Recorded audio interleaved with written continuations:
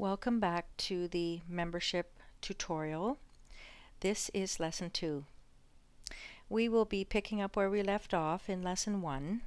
So by now you should be familiar with the main switchboard and should be able to access the membership data entry form.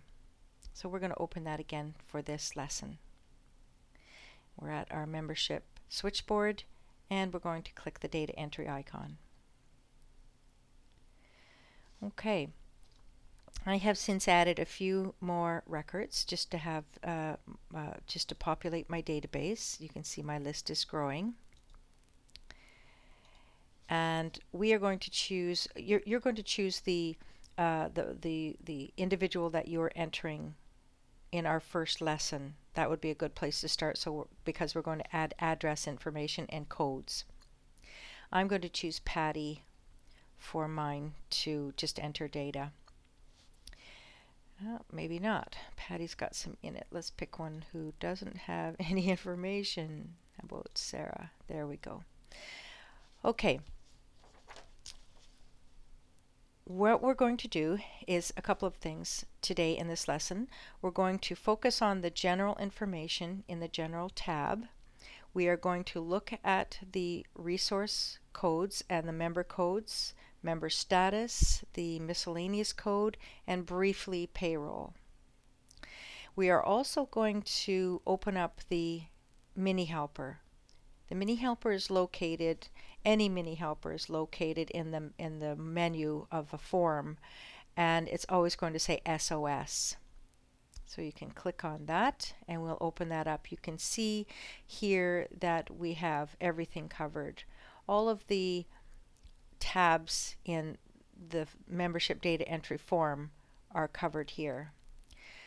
So to move this so it's not right in the center of my form, I'm going to drag it and drop it right about here. I can still work in my data entry form, and I can see the information here which I need to see. For today, we're just going to click on the Codes tab in the mini helper so it opens up our codes, and we'll talk about those in just a moment. In the meantime, we're coming back to the member data entry form, click in the street number, and we'll start entering data.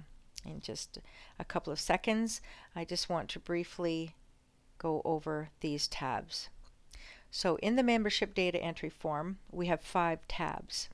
This will remain constant. The top piece will not change unless you actually choose someone else from the drop down, which we won't do at this moment, but just know this will stay no matter which tab you press at the bottom. So we know that everything at the bottom that we enter here pertains to this person. Let's go back to the General Information tab, and again we're already clicked in the street number, but if you're not, click in that and just start adding any kind of information. You only want to put the number in the street number, and the name you might want to put London. Oh, I went to the identifier, popped over on me, so just shift London, and then I'm going to choose my identifier from the drop down, which there's a huge selection. You can also add, if your choice isn't here, you can just go ahead and add it in this field. I'm going to call this London Road. I don't have a PO for this person or a rural route, so I'm going to leave it. The city and province will auto-populate for you. You don't have to add it. There are a few fields coming up, which is the postal code, all the phones.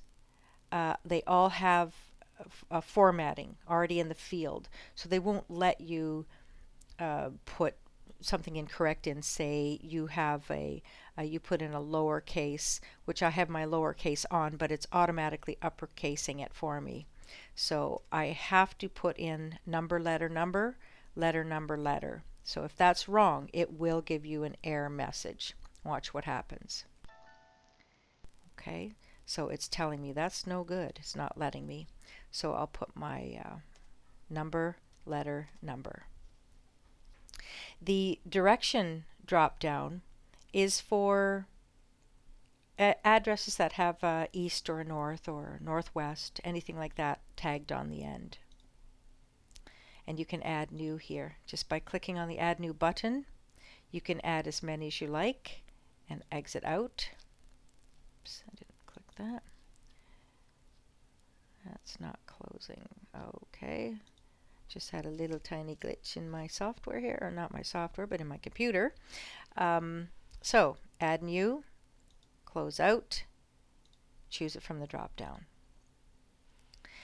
The phone numbers are formatted, so all you need to do is type in the number and it will format it for you. That is similar to the fax, other phone, and cell. The extension is for the office phone, obviously, or some people have them at home. And you can also choose here what the extension is for, if it is for home or if it is for office. Well, sorry about this. My computer seems to be running a bit slow tonight, so it's just giving me a bit of grief, but we will persevere. You can enter a website here, email address here. So email address must be selected for those you want to receive their automatic email if you're doing a newsletter by email. So this would have to be selected and the email address would have to be put in. So you can go ahead and enter that if you have one for this individual. We're going to now take a look at the codes. The resource code is, you have 5 choices here. And if you look at the mini helper, it tells you everything about those resource codes, what an ancestor is, what burial is, what in memory is, organization or resource.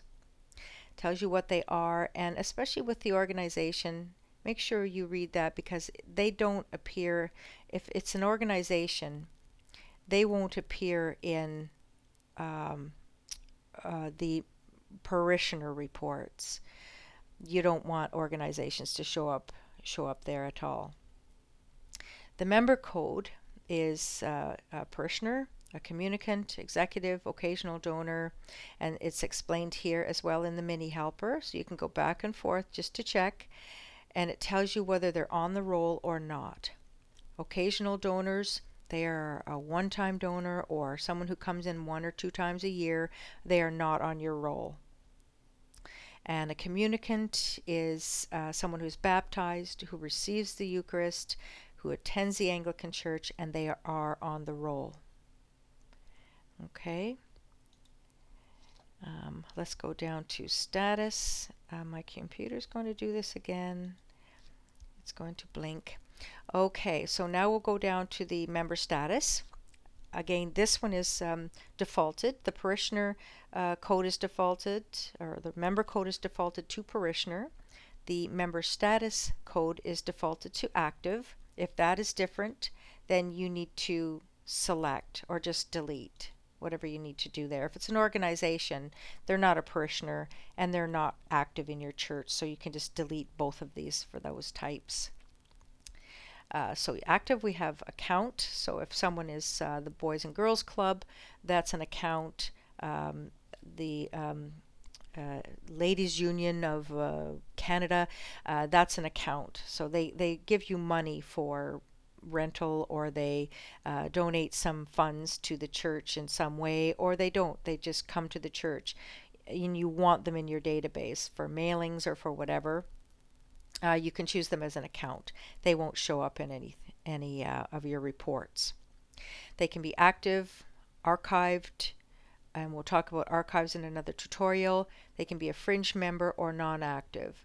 And if you look at the mini helper, you can see whether they're on the roll or not, and exactly what the code means. The miscellaneous code is brand new. You can enter as many as you like here, and the sky is literally the limit on this one. You can choose whatever this person may be, and add literally whatever you like. And you can change at any time. If this person quits being a pastoral visitor and is a lay delegate or whatever, you can choose that. It's excellent for reports.